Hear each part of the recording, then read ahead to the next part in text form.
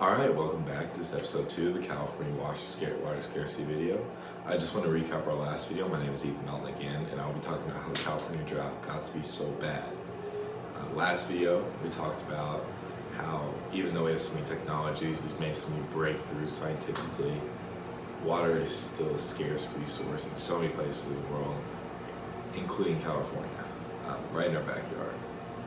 The purpose of my video today is to inform you, the viewer, on why the California drought got to be so bad, and then I'm headed off to Malaya for next video so that she can discuss the problems that will arise from a drought this bad.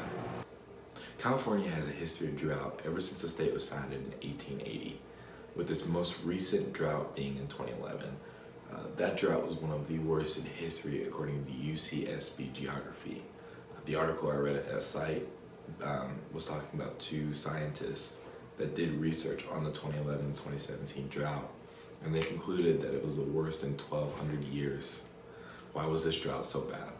Well, one of the main reasons this drought was one of the worst in history is because that 40 million people live in the state of California. The amount of resources that it takes to not only supply them with water, but to supply them with everything else. Those industries require water, and food requires water. Therefore, bad drought. You can see the distribution of population here, and then you can also see the annual rainfall here. If you compare the two, you can see that the driest part of the state is actually one of the most populous. Both these maps were taken from the Kleinman Center for Energy Policy. That site helped me out with a lot of this research, so you can see that there.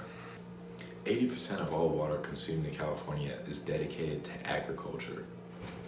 Agriculture is such a huge industry in California. So huge, in fact, that 12.5% of all agricultural produce in the U.S. is produced just in California. This is a $47 billion industry that is solely dependent on a scarce resource. The most populated area of California, the greater LA area, is also one of the driest areas in the state. In order to supply water to all of its people, it has to import it using a series of aqueducts. The area that provides all this water is the Colorado River Basin. This river basin provides water not only to just LA, but also to San Diego, Phoenix, Las Vegas, a few other major cities in the area.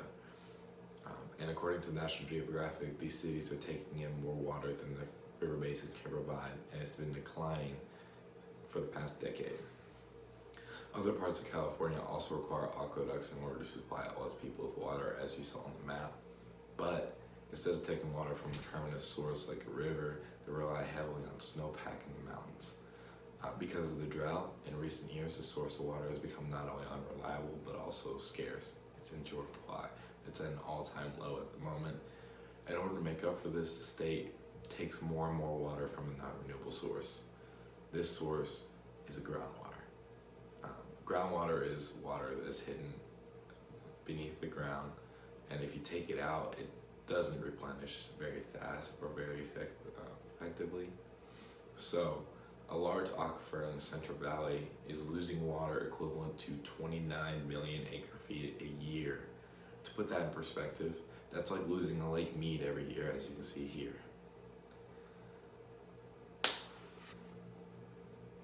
The reason that California is in such a bad spot is because of the systems that it has in place in terms of water. According to ProPublica, people in California use more water than flows through the Colorado River in a year. Most of this water that they use is lost, overused, or wasted. This, coupled with the current out-of-date laws that are in place and the explosive growth that California has experienced, has created a huge deficit in the Colorado River.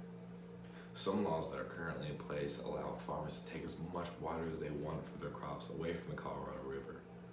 Because of this, the Colorado River is running a deficit of 1.4 trillion gallons a year. Alright, just to recap this video, you just learned why California's water crisis is so bad, how it's in such a deficit, where its water comes from. That's all I have for you today. Next episode, Malaya will be taking the reins and talking about the problems that have arose because of this drought in California. That's all. See you next time.